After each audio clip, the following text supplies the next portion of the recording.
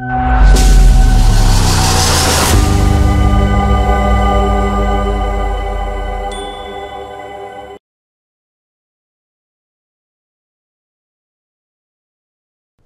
आप देख रहे हैं लोकमत राजस्थान। मैं हूं निशु शर्मा आपके साथ।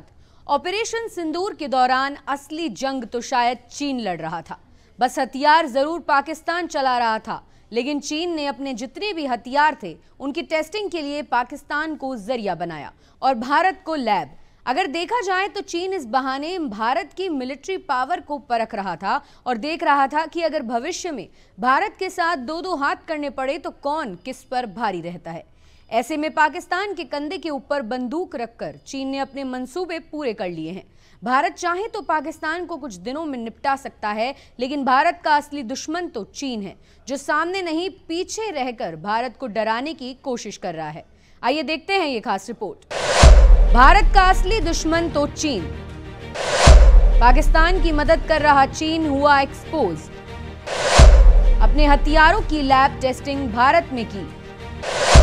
पाकिस्तान का आका चीन है असली चुनौती।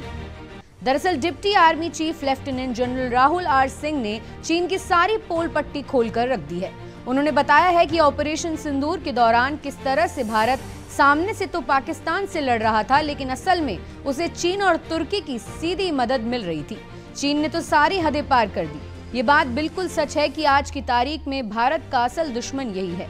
पाकिस्तान में इतनी ताकत नहीं कि भारत के सामने किसी भी मोर्चे पर टिक सके। अगर चीन या अमेरिका जैसे देश उसके पीछे ना खड़े हों तो नया भारत जब चाहे तब उसका नक्शे से वजूद मिटाने का दम रखता है।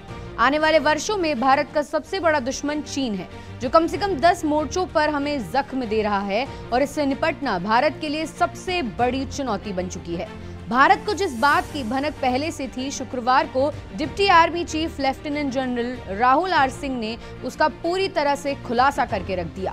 ये तो जानकारी पहले से थी कि पाकिस्तान को अमेरिका ने भले ही F-16 जैसे अत्याधुनिक फाइटर जेट दे रखे हों, उसके 81% सैन्य उपकरण चीन के ही हैं। ऑपरेशन सिंदूर में तो चीन पूरी तरह से उसे भारत से मुकाबला करने में रियल टाइम जानकारी दे रहा था।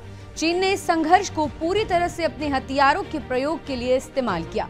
दुश्मन की बाकी मदद उसके मुस्लिम दोस्त तुर्की ने पूरी कर दी। मतलब अगर चीन उसके पीछे नहीं होता तो पाकिस्तान को वो 4 दिन भी नहीं टिक पाता और सीज फायर के लिए उसे पहले ही दिन भारतीय DGMO के पास गिड़गिड़ाना पड़ता। ऐसे में देखा जा सकता है कि भारत के आने वाले समय में असली चुनौती तो दिन है जो भारत को चारों तरफ से घेरने और कमजोर करने की कोशिश कर रहा है। लेकिन चीन को यह समझ आ गया है कि भारत अब पहले वाला भारत नहीं रहा। अब भारत से लड़ने के लिए चीन को भी बड़ी तैयारी करनी होगी। ऐसी और ताजा खबरों के लिए आप देखते रहें लोकमत राजस्थान।